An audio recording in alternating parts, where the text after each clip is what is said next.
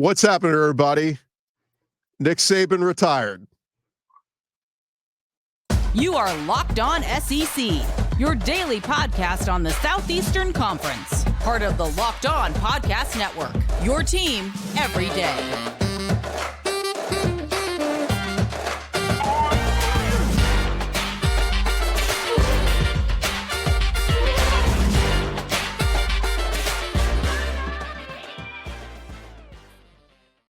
Yeah, what's happening, everybody? Welcome into Locked On SEC. Chris Gordy here with you. Pleasure to have you guys along. Thank you for making us your first listen every day. Today's episode brought to you by the Game Time app. Download the Game Time app, create an account, use our code Locked On for $20 off your first purchase. Oh my goodness. The college football world, the sports world in general, shaken on Wednesday, January 10th, 2024. As the news breaks, I forget who had it first, Chris Lowe or whoever, but Nick Saban is retiring.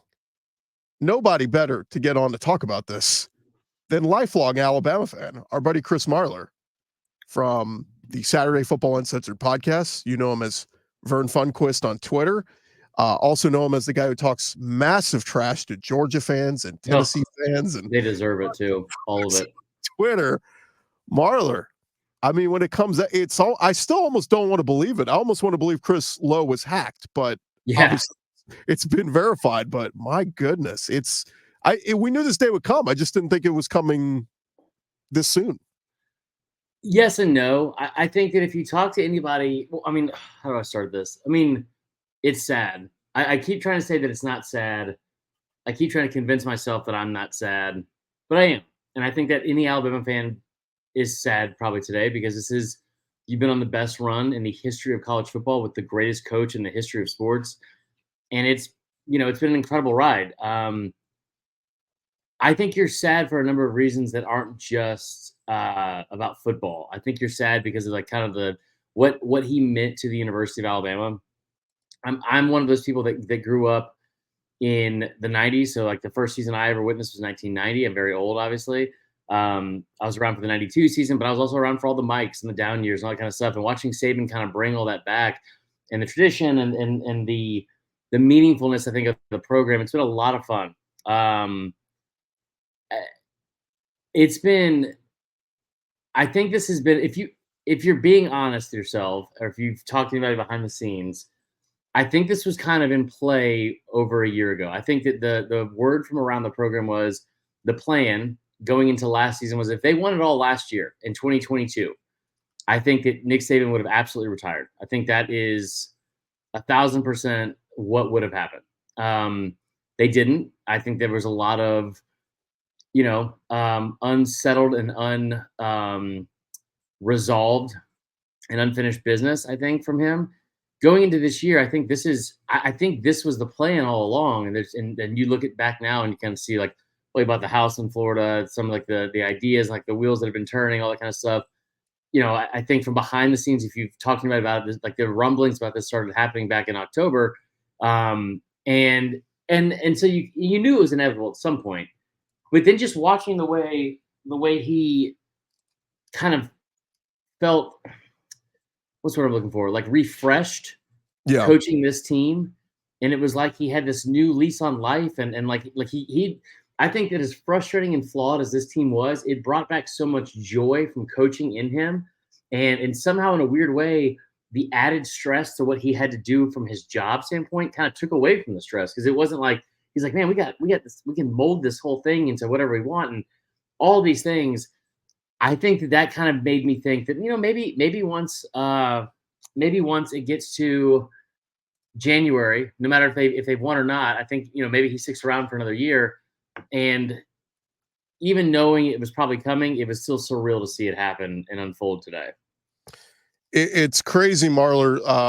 Reading the article, 72 years old. And when I read the line, he just completed his 17th season at Alabama. I said, that's not right. Yeah. And then I was like, no, it has been. It does not feel. I mean, I was in school when he went to Alabama. Remembered his years at LSU. I'll tell a story in a second how I almost ran him over once. but it's crazy how quickly time flies by. And look, he's accomplished almost everything you can in the sport. I mean, what are you just chasing all-time wins list now? If you keep coaching, Right. I mean, you've done everything you can. But I got to think a lot of this. I did an interview earlier today, Marler. I got to think a lot of this has to do with the changing landscape of college football, with NIL, with having to re-recruit your roster every offseason. And he has got all the resources in the world. He was doing a fantastic job with it. But man, at 72, that's got to take its toll, right? I think that one of the things that stood out to me the most was 2021. There was a game against LSU where it was a night game. Remember, this is like Coach Orgeron's last game. He was like doing all that to the crowd and all that kind of stuff. And I remember it was a late game, late start. And Saban was talking about, he's like, how he's getting older. And he's like, so there's some things that are different now. Like some things, like when you have a late start the night before, you got to come back the next morning, and you might need some coffee or like a later start in the day when you start rewatching tape. You don't just get back up the next morning at 5 a.m. and start watching tape. He's like, you sleep in a little bit. And it was the first. My dog is just very upset that there's no water over here, which is perfect timing. But Pepper, so it's like I think that he kind of showed his age for the first time there, where it was like because before that he hadn't alluded to anything. Right. I think that like there was a lot of people that came out with this idea that he couldn't stay into this whole in this day and age. Like he didn't want to be around for NIL. He didn't want to be around to see players get paid. I don't think he ever had a problem with players getting paid at any point of his tenure. That's all I'll say. So like I don't think that was ever going to be the situation that was going to drive him out of this business. I do think that this is something with this day and age of college football where it's like it is a little bit more of a younger man's game when it's like as you put it, you have to recruit them out of high school. Then you have to recruit them once they get to school. Then you have to re-recruit your roster at the end of the season. And all the while, I think what this guy wants to do more than anything is he wants to go out and win championships. Like he wants to go out and win. He wants to coach these people up, get them to the NFL. And for the longest time, that was the whole game. Get them on campus, coach them up, get them to the NFL, win championships while they're here. And that's a hell of a job. And now you're adding all this extra stuff into it, where I think if you're Saban, you're like, do I really need all this extra stress on top of the fact that it's like, you know what? I'm 72. It would be nice just to sit out at the lake and go hang out with my grandkids and go enjoy the rest of this life. And I think to a part of it is it was never going to be a time for Bama fans that it was going to be a good time. It's always going to be a time where it's like, wow, who do we get next? Like, what is happening? This sucks. Like, it's the end of an era. But I will say that as from a sentimental standpoint, and I'll be emotional about this as possible, knowing Kristen and knowing like James and all that kind of stuff, like her son James, like having like a granddad and her brother having kids now, and I think that Pepper's just ruining this moment so much. We can't hear. You're good. Okay, good. So no, I think that knowing Kristen and sitting here and watching like somebody that's like got to watch her dad be at the top of and the pinnacle of this sport for such a long time, it's hard for me to sit here and say that I'm super sad, because the whole point of like I think like celebrating the fruits of your labor in this life is being able to celebrate them. And I think that Saban's going to leave in a situation where he's all the hay's in the barn. He's done all these things. He's left this place in a much, much, much better place than when he found it. And now he gets to go enjoy the fruits of his labor and see his grandkids grow up and go sit on the lake and enjoy like little parts of life that for the longest time. I mean, like him and Miss Terry went to Italy this year to go on vacation. They've been putting that off for over a decade. And you still had people chirping about, oh, he's not even recruiting right now.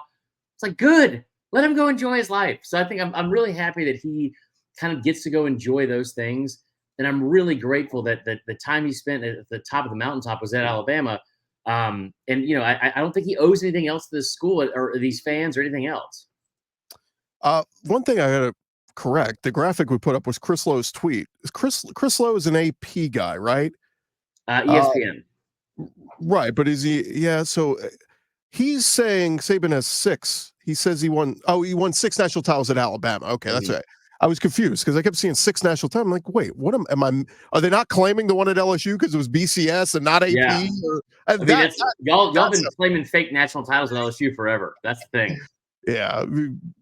I'll tell you where to stick it, USC fans. But no, look, it was incredible. All right, look, hang tight, Marler, because our buddy Luke Roberts is going to get in here. I want to do a roundtable because nobody knows Bama better than you guys. So real quick, let me jump through this real quick.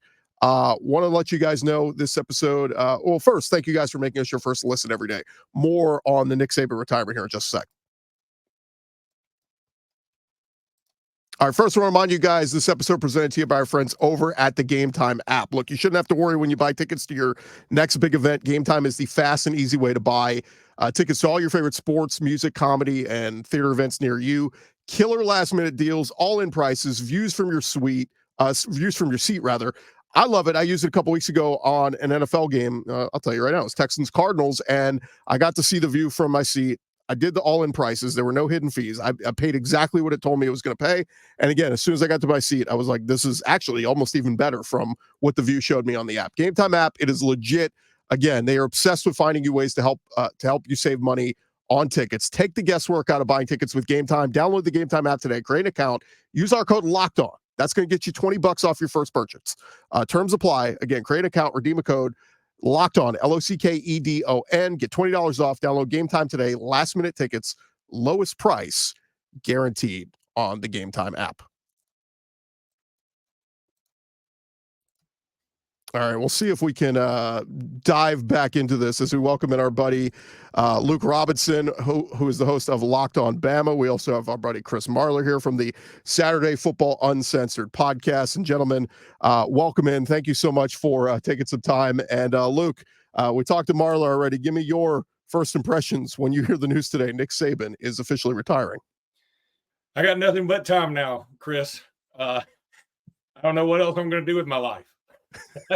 Honestly, I'm going to tell you the truth. This is hitting me like a bag of oranges to the gut. I don't know another way to put it. It's this came out of left field. I know some people that are tight with Nick Saban.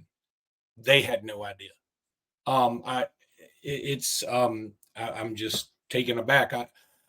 Maybe I don't use this term enough, but I'm crestfallen. That's a pretty strong word there for a guy that went to Alabama. Just kidding. God, I hope it is. I never heard it there. I've heard other people say it, and I wanted a chance to use it in a sentence. Marler, let's just talk about timing real quick. Like, if he knew this was a possibility 2 weeks ago, I mean, we've gone through hiring cycles, we've gone through coordinator cycles already. Like, you mentioned it earlier, but I think you got to be right. Bama's got to have some idea of what they're doing here, right? Like, I don't know if this. You think that some of the folks in the administration just found this out today? No, I think that they've got to have. I don't think Saban would have left without trying to put Bama at least in a good place. Like, I think they definitely knew. They had some idea that this was coming at some point. I don't know who you go to. I mean, I think that you're crazy to think that they don't just throw a bag at Dan Lanning. You throw a bag at listen, the worst they can say is say no, right? Like, I think that people didn't think they were going to get Nick Saban. So you go around and you throw money at whoever you think is the best option and see where it goes. And I don't think it's a black eye if you don't get them. I really don't. I think you're kind of in an odd scenario where this is going to be the next age of Alabama football. And, I think that like I said, the worst that they can say is no. But you're right. I honestly thought the way this was going would have gone ideally for Alabama is Saban announces this to Greg Byrne and everyone and says, hey, this is my last year. And you do a send-off or whatever you want to do. However, as awful as that would have been from College game day and having to watch this storyline unfold every single week, I think that in my mind would have made sense, because then it's like, okay, now we can start the hiring process and vetting process of who we need to go get. Maybe we're all wrong, and Greg Byrne's way ahead of all of us here. Maybe, as Luke said, maybe he's not as crestfallen as Luke or I am right now, or all Bama fans are, hopefully. But at the same time, I think that, I don't think that Saban would have put them in a bad situation. And so I think this might be all abrupt to all of us, but I don't feel like it's going to be abrupt to the administration. Chris, let me piggyback off that. Having now an hour to digest this, not well, by the way, I have not digested this well at all. But having to, and I've talked to, several friends, obviously, that some with connections, some not. And there is something that has jumped out to me. This is so abrupt that I wonder if there's not something else at play here. Not Nick Saban with another job, but maybe there is some personal matter we don't know, and frankly, it's probably none of our business. But I wonder if there is something else at play here, because in a way, this is very Nick Saban. My understanding is he went to the team meeting, basically said, I love the University of Alabama. I love all of you. I feel like I haven't done enough this particular year, and I want you guys to get the best, and maybe it's not me now. Essentially, I'm paraphrasing. But I feel like that there's a Paul Harvey. There's more to the story here somewhere. And I don't know what it is. It could be that he just wants to ride off into the sunset and enjoy his grandkids because he's got plenty of money and Mercedes dealerships and a beautiful house in Florida and all these other things. That certainly is plausible. But it also makes some sense if there is something else personally at play, maybe. I hate to even speculate because it's all a theory, but it makes sense if there is something maybe health-wise with somebody out there. Yeah, it's not a crazy thing to put out there because of the timing of everything, and you do think that I mean, we all thought he was going to come back for another year, but it does, like you said, it was very Saban. The guy is not as big as he is, the most famous coach ever, the greatest coach ever. He's not a huge fanfare guy. So, if there were any coach that would just walk off into the sunset on his own terms, it is Saban. He's not the type that would go, all right, guys, one more year. One more year. I want that. Remember when Derek Jeter and Big Papi hung it up in every stadium? Jackson's the one I keep thinking of too. Yeah, they got roses. Oh, we got you this, coach. And I mean, it would be like gifts all year. Saban seems like the type of guy that would hate that. So it does seem like this is kind of on his terms. Again, even if it's nothing more serious than that. Yeah, he's not a touchy-feely type of guy, right? I had the pleasure one time, and again, it wasn't because of anything I did. It was a friend of mine who is close with Saban, and I got to go to lunch with him one time. And you hear these stories about how regimented he is. And you don't know how regimented he is until you have lunch with him. You get salad at this particular time, and if you're not done with the salad, it doesn't matter because unbeknownst to you, you're done with the salad. Somebody is taking it away from you. And then you have your meal, then you're done with the meal, then you get whatever light dessert you have. And then he literally, and again, I was with a friend of his. He looked at us and said, I have to go now. Not, I enjoyed your company. Thank you for coming. It was, you must leave my presence because I have things to do that do not involve you in the least. And frankly, I was down with it. I was like, Coach, honestly, I'm wondering why you took time out to be with me for 5 seconds. So, he's just an unbelievable. There'll never be another one of him. People always say this is the new Saban. There will never, ever, ever be another Nick Saban. He is unique. He's one of a kind, and he's the best that'll ever do it. I'll tell a quick story real quick, and then Marler, I want to get your, you've had run-ins with him and that sort of thing. So just kind of whatever, memory you want to share of Saban. Yeah. But this is 2003, 2004. I think it was before they won the championship. LSU Nick Saban was at LSU. I had a bunch of friends there. I was getting ready to go to school there. And LSU had just started this thing called Easy Streets, where they blocked off the interior of campus with toll booths kind of. And so you couldn't drive through campus. It was about to get instituted. It hadn't been instituted yet. So up until this point, you could still drive on campus and drop, like I dropped my buddies off at class and, whatever. You do that kind of thing. You drive and drop off. Well, the football team was practicing that day. And I remember, we were young kids. We were college kids, and we were wowed by the town. We're like, oh my God, there's, this player or that player, there's Chiron Carey, or there's, whoever. And I just dropped my buddies off at class, and I was driving, and I was watching. There was a bus here, and the team was crossing the street over to Tiger Stadium to go practice. And I was like, "Oh, is that whoever player?" And all of a sudden, out of the peripheral of my eye, I could see a figure in front of my car. I slammed on my brakes at the last second. I was only going, 15, 20 miles per hour. But I slammed on my brakes, and there was a hand on the hood of my car. And looking up, it was Nick Saban with the straw hat, hand on the hood of my car, just giving me the death stare. Again, I don't think his life was really in danger, but I like to tell people. You're lucky your car didn't get hurt. That's all I can tell you.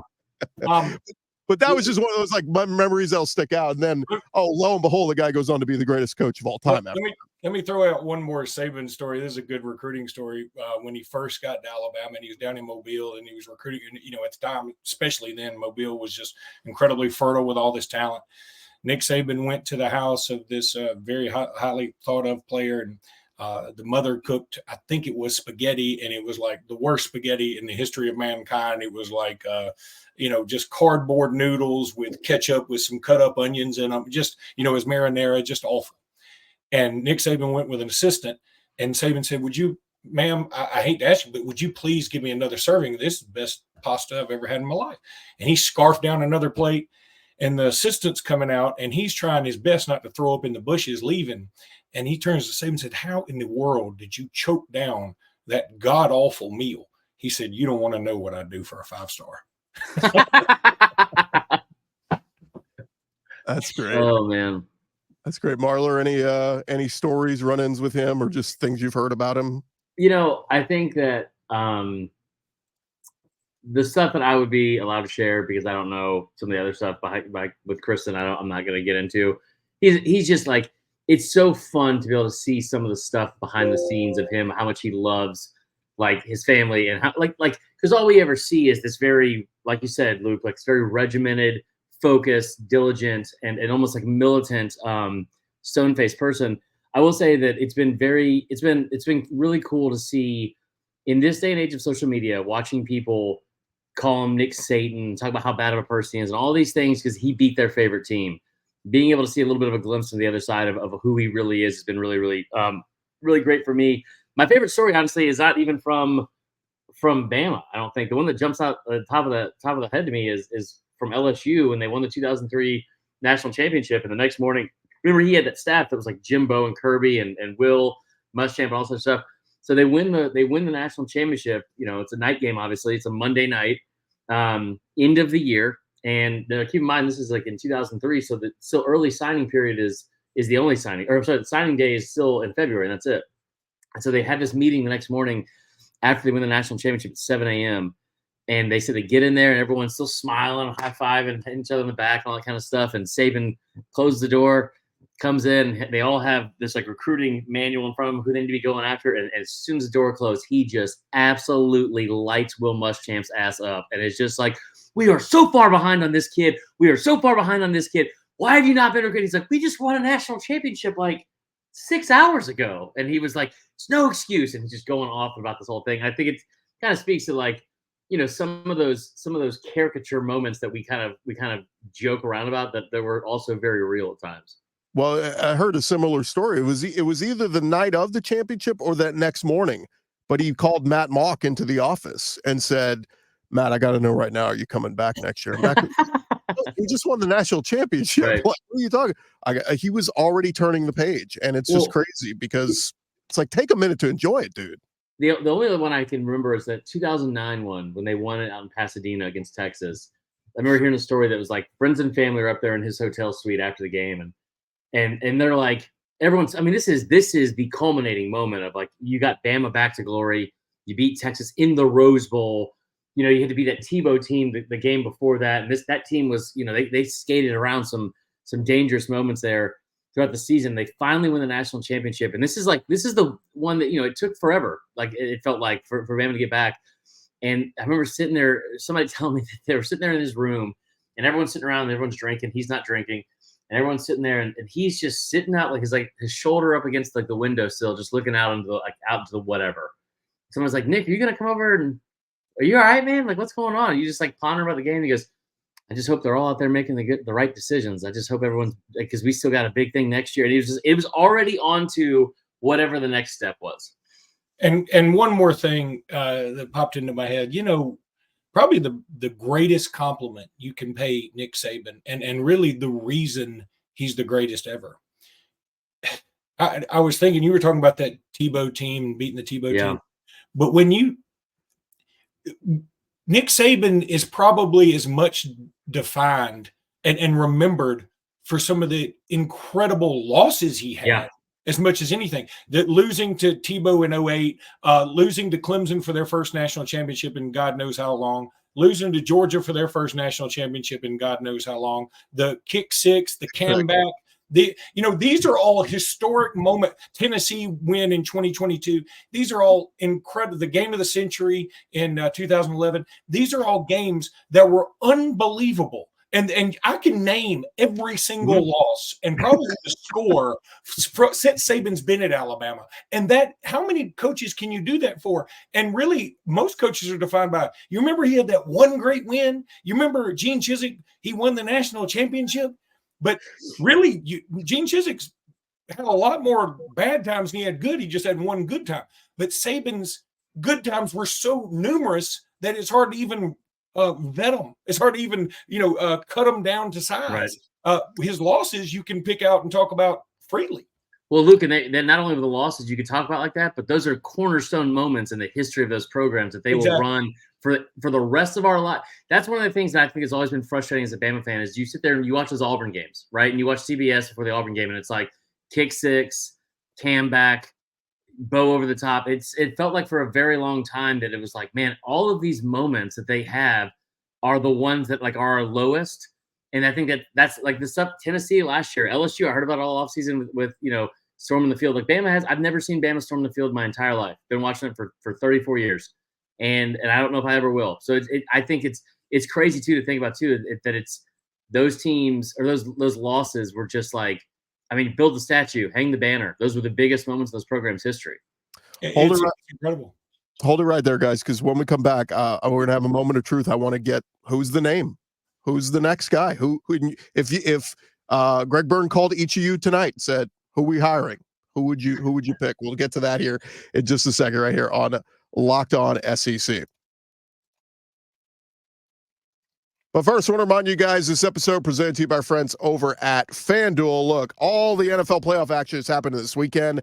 The regular season is wrapped up, and there is no better time to get in on the action with FanDuel. They are America's #1 sports book right now. New customers get $150 in bonus bets guaranteed when you place a $5 bet. Again, that's $150 in bonus bets, win or lose. App is super easy to use. They got live same-game parlays. You can make a parlay in the Parlay Hub. Find bets in the new Explore tab. Tons of stuff and action up there. They got all the playoff games happening this weekend. They got some early, college futures bets. If you want to start making some bets on some SEC teams to win the championship next year, you can do that as well over there at FanDuel. Go to their website. It's FanDuel.com/lockedon. You got to use that /lockedon. That's going to get you the special offer we told you about. Make your first bet a layup. And then once you get signed up, download the app and you can log in and get all good to go on the FanDuel app. Super easy to use. They are FanDuel. They're the official partner of the NFL. All right, we continue on our special here as we discuss the big news of the day. As is this how we had it? I don't know what's happening with our layout here on the video version, but the big news of the day as Nick Saban is officially retiring. And just to kind of give you a recap, because this is all breaking kind of as we're doing it. Chris Lowe tweets out, Nick Saban is retiring, sources told ESPN. Saban just informed his team that he is retiring. One of the greatest runs in college football is over. Nick Saban informed his team today that he is retiring. So the team knows. You guys put any stock in? I mean, like we had Kevin Steele announced he's retiring a couple days ago. I didn't think that was the biggest deal, but then we see Jace McClellan goes pro. We see Roydell Williams hits a transfer portal. I don't know. It just kind of, there were all these things happening. Do you think any of those people knew about this a couple days ago? I don't. Yeah, I really don't. Again, this would have been too hard to keep under wraps. Right. I like this view better, by the way, Chris. You can't see my tears as well. But yeah, I don't think anybody had an inkling. Now, did Greg Byrne have an inkling? My guess is yes, because again, Nick Saban's not going to leave the program in a mess or in a lurch. He's going to try to help out the best he can.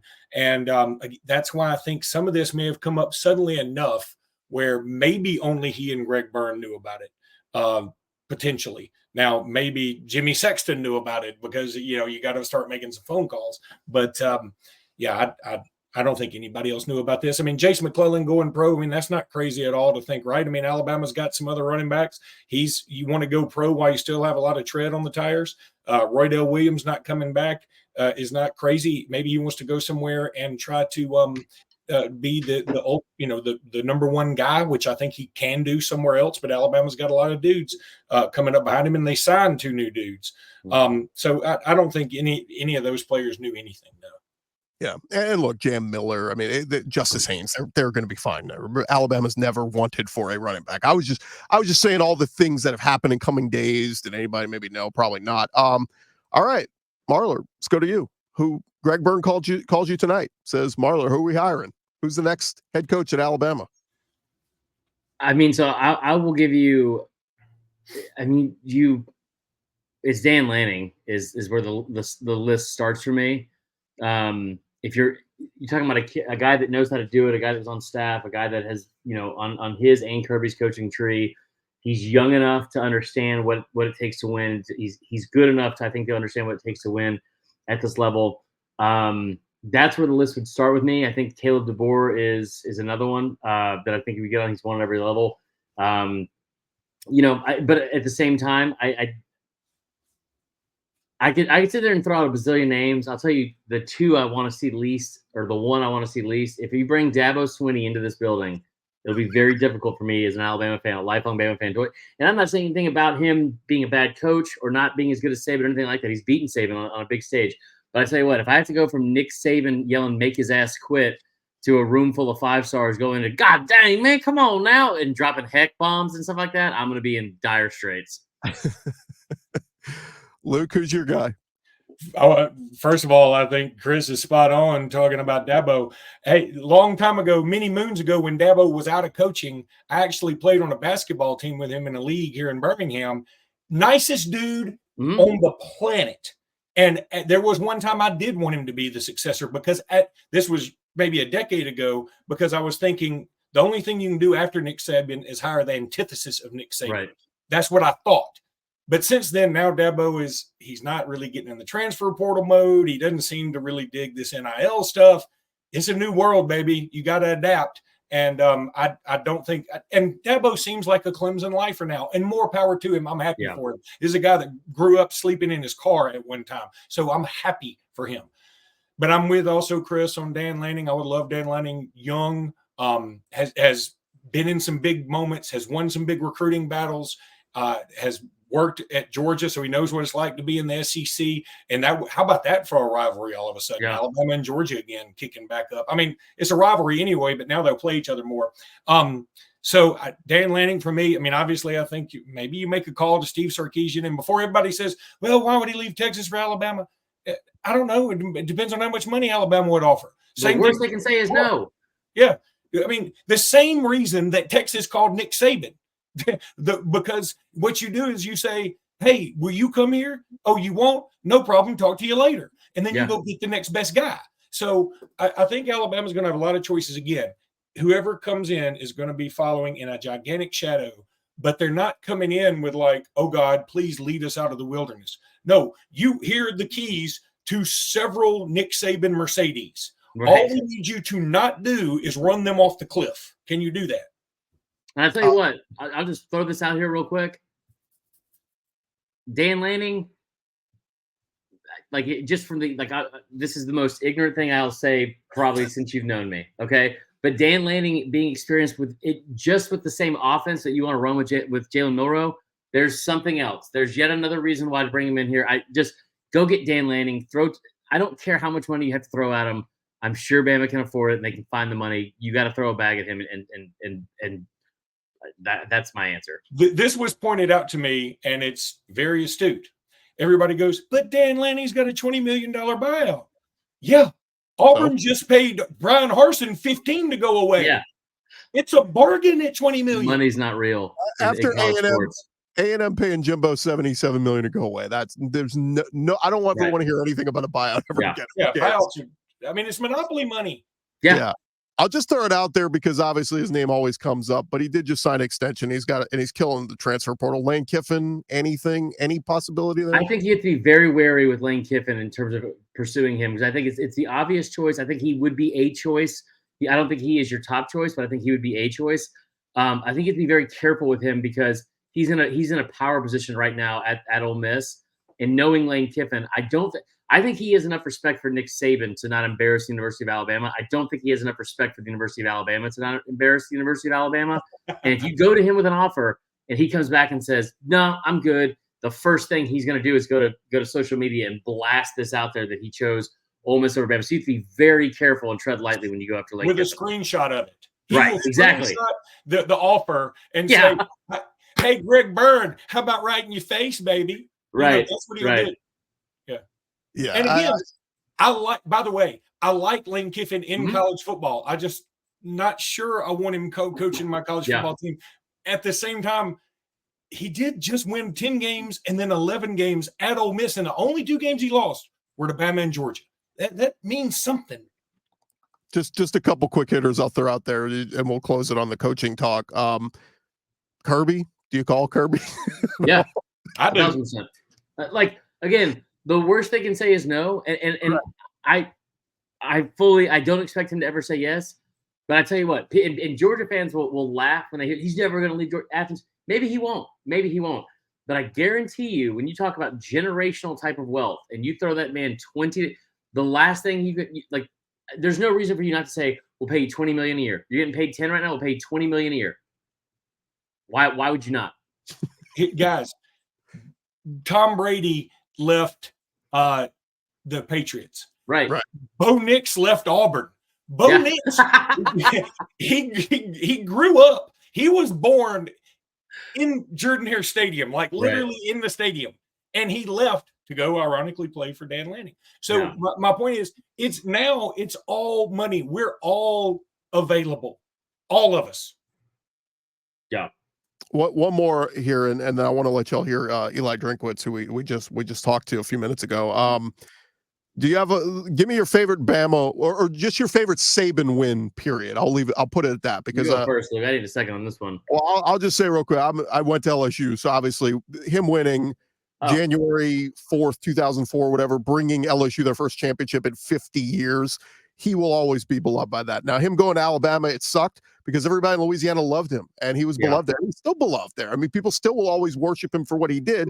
It sucked having to root against him, and he literally was in your way of having success for the last almost 20 years. But what he did, winning that title at LSU, us being students, we never thought that was ever going to be possible. We thought, hey, win an SEC title. That's awesome. Like, we never thought greatness could be had at LSU. And then look what happened. Les Miles 8 losing seasons in 11 years before he got there. Yeah, look what happens. Les Miles wins a title. Ed Ogeron wins a title. We'll see what Brian Kelly does. But that program is where they are because of what Nick Saban did. So, again, in my mind, that's the best win. But I'm sure you guys have your own. The 2009 SEC title game was one of my favorites. A friend of mine, we happened to be in the skybox for that game, and after the game, a friend of mine yelled out, "Where's your God now, Tebow?" And that still, I still remember that pretty well. But I'll tell you the obviously the 2nd and 26 is. I mean, I had grabbed my coat and my wife. I was like, we're going to beat this crowd out of here because we're losing. There's no chance. I mean, the sack was so bad. And then the bad omen of them making the field goal after the sack. But then the 2nd and 26 was one of the most beautiful things I've ever seen in my life. The 2015 Clemson game, you have a kickoff return for a touchdown by Kenyon Drake, who had broken his leg, earlier, and his redemption. You had Derrick Henry won the Heisman. He was incredible in that game. Wasn't even the star of the game. You had the onside kick I talked about. You had all these wonderful moments. I got to say, and this is recency bias, and I hate to give credit to our arch rival, I loved 4th and 31 as much. Rip their hearts out, Luke. I'm telling you, 4th and 31 will always be special to me because that is the kind of thing they do to us there, and we did it to them, and it was kind of beautiful. There's a ton that you could say. Georgia fans are going to hate me for this, but I don't care. There's a reason behind it. But September 27th, 2008, blackout game in Athens. And I remember sitting there the day before that game. It was in Athens, Georgia. And they came into the season ranked number 1. Bama's going into the start of their run with Saban. But I remember I was talking on the phone with my dad the night before. If you believe it or not, Cordy, I was talking to my dad before this game. And I remember sitting there talking to him, and I said, I just have a feeling tomorrow is the day this whole thing turns. This whole corner turns because I know damn well, as great of a coach as Mark Richt is, that on Sunday morning he was in church, and on Sunday morning Nick Saban was preparing for this game, and I just had a feeling that the entire existence of these two programs, the way they were built foundationally, was totally different. And Bama went out there and was up 31-0, I think, at the half, and a young, very drunk Chris Marler was 22 years old, sitting there on the gate screaming at Justin Woodall, finish, as loud as I possibly could. That was because for me, it wasn't just beating Georgia, who when I grew up in that state, it's the fact that felt like that was really the start of the whole thing when they turned a corner and really never looked back. One thing I'll add is the 09 title was fun from a standpoint of it was the verification of SEC dominance, because you just had LSU won 03, then you had Florida win, theirs, LSU won in the middle, right? It was Florida 06 and 08, LSU in 07, Bama wins in 09, and we're going, holy crap. This, and then Auburn not too long after that, but then it turned into just Bama dominance, and we were all fed up with it. The rest of the SEC is like, go to hell, Alabama. But the 09 one was the one that was like, this is fun. Everybody's taking a turn. Everybody's getting a title. And it really started to resonate, that SEC dominance that became, what we knew to know it the last handful of years. And then Michigan had to end it all the other night for us. So it sucks. Real quick, before I let you guys go, and I appreciate you guys hanging out here, I want to let you hear, this is an SEC, a Locked On SEC exclusive. So I'm here in Houston. I literally just came from the Bear Bryant Awards, where we had our Houston radio station, we had Eli Drinkwitz on. I caught up with Eli. We'll hear from that later in the week. That's irrelevant now. But Eli Drinkwitz was sitting down with our Houston radio station as the news broke, and they told Eli. So I want to let you guys hear this. This is pretty cool. Eli Drinkwitz finding out in real time that Nick Saban is retiring. Here was Eli Drinkwitz. Okay, so we should probably just say this to you right now. When you read that.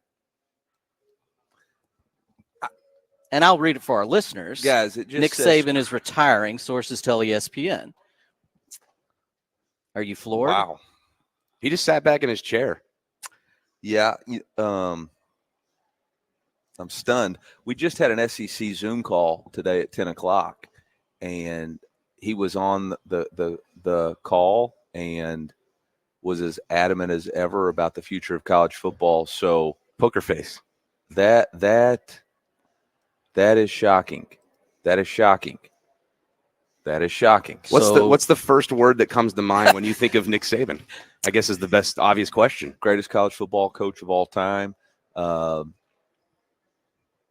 Greatest college football coach of all time. A guy that understood organization and development. A coach who did it the right way. There's not enough positive words to say about Coach Saban. Wow. I'm gonna have a Diet Coke. I just wanted to tell everybody, this is radio, so it's kind of hard to explain this. But, we're video coming later. Yeah, no, for sure. We're talking to Eli Drinkwitz, and you were as free-flowing as it gets. And the minute you read that tweet, you really are at a loss for words. It's actually incredible to see this. Yeah, and all right, y'all want to hear it? We're ruining the best thing in college football. We're ruining a great game. It's the culture. It's the culture of the United States of America. The college football is embedded in our culture, and we're going to continue to drive great coaches out of it unless we get our act together and get some sort of plan that's sustainable. You're the second coach to sit here and say that. This is a great game, and we're not complaining. Coaches are not complaining. I promise you. I love what I do, okay? We're just saying right now the business model is not as good as it needs to be, and it has to be improved, and we've got to find somebody who will listen to us and say, okay, we hear you, and we'll put it together. Again, the product on the field's never been better, okay? But, man, when the best coach of all time says he's hanging up his whistle, woof, we all got to listen. And maybe he can maybe this was all by design. Maybe he's going to be announced as a commissioner. Your first choice is now available. I'm sure in retirement, Miss Terry's thinking I'm not letting him go back to work. Okay. I can't help but believe, again, you see news like this, you want to get confirmation. I can't acknowledge and confirm Coach Drinkwitz's phone was vibrating as that conversation was happening. So I have to imagine that was the comments that maybe got a text message or a little notification that this is news that might interest you, which obviously we were able to deliver. He's obviously been here in town for this event before, and we've had a chance to catch up with him. Everybody, I think, has a pretty good sense of what he means to the game. Honestly, I do think coaches like yourself, you mentioned Lane Kiffin, the competitive nature of matching wits with him, matching talent with him is something that clearly the coaches in that conference and any other coaches in a bowl game or a non-conference game, Sark this year, they get, but you guys get it nearly every year. That's part of the challenge and fun of the game.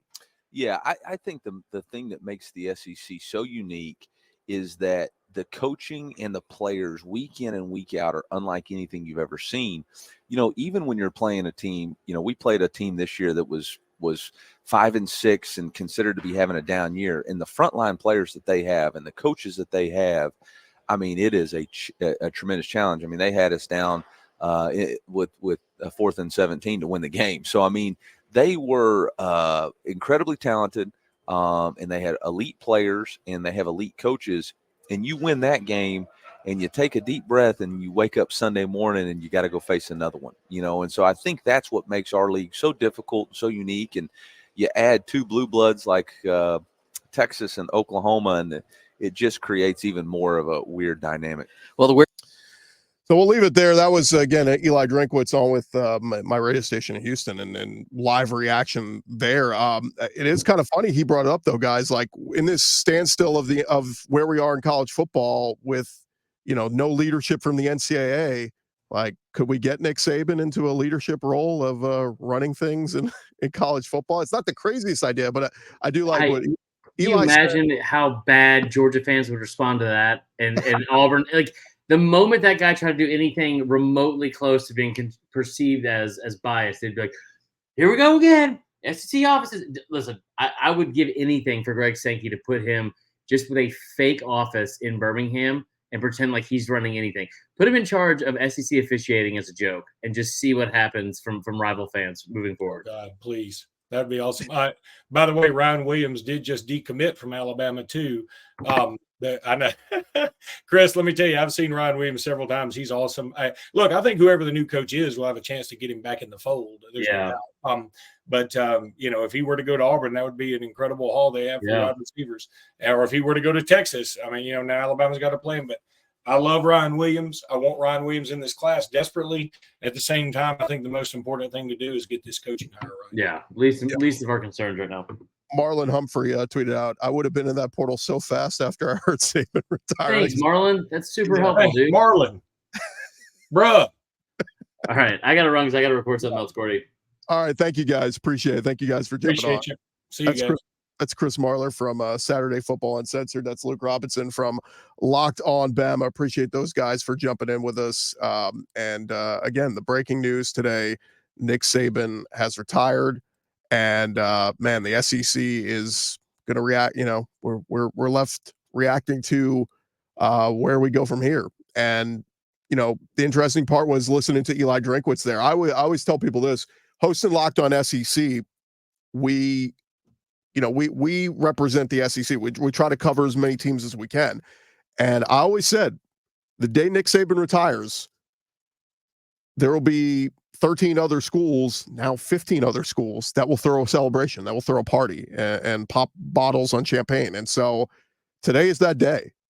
Maybe not so much Texas and Oklahoma, but I think Sark and Venables are probably breathing a sigh of relief coming in.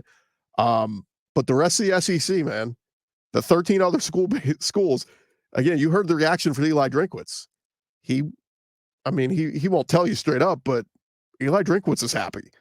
Kirby Smart is happy. The rest of the SEC, every SEC fan base today, you have a chance now. Goliath is not in your way anymore. Granted, Georgia still looks to be a pretty good power, and I'm sure, look, whoever takes over Alabama is going to do a good job, I'm sure. But whoever it is, they're not Nick Saban. And that guy was he haunted you in your nightmares, as an SEC fan. I talk about this all the time. I think LSU in 2012 under Les Miles would have had at least a second national championship, right? They beat them in the game of the century. They had to play them again. They lose down in New Orleans in that one. If they play anyone else, I think Les Miles and that Honey Badger-led team win a championship. I think Auburn a couple of those teams where Bama got them at the end of the season. We could be talking about Auburn having another championship in the trophy case. Other teams, obviously Georgia, Bama got back in the way of Georgia a couple years ago. I mean, there's just been so many, I guess, just direct result teams not being able to have the biggest great success because Nick Saban was standing in their way, and Alabama was that team. One more before we wrap things up here. Pete Thamel tweeting out, with no likely internal replacements at Alabama, here's a quick projected target list. So Dan Lanning is the name up there that we've heard from a lot of people. Kalen DeBoer from Washington had a fantastic year and has done an incredible job there. Dabo Swinney is on this list that Pete Thamel's put out there. James Franklin at Penn State. Look, James Franklin's been a tremendous coach, but he hasn't gotten over that hump at Penn State. Mike Norvell at Florida State. Mike Norvell is probably like, I just went 13-0 and I couldn't get in the playoff. I know if I go 13-0 at Bama, I'm getting in. And then Marcus Freeman at Notre Dame. That's an interesting one because I still want to see, limited sample size for Marcus Freeman. I don't think he's ready. I don't think he was ready for Notre Dame. I definitely don't think he's ready for Bama yet, but who knows? If you give him all the money and the resources and recruiting, he could get it done. All right. Again, thank you guys for listening. Thank you guys for making us your first listen every day. We'll be back tomorrow with more reaction to everything happening around the SEC, including the breaking news retirement of Nick Saban, hanging it up. What a day. Didn't think we'd be seeing this day anytime soon here in the SEC. Again, thank you guys for listening. You go make your second listen. Check out Locked On Sports Today, 24/7 streaming channel on YouTube, reacting to the biggest breaking news all over the world of sports. I'm Chris Gordy. This has been Locked On SEC. We'll talk to you guys tomorrow.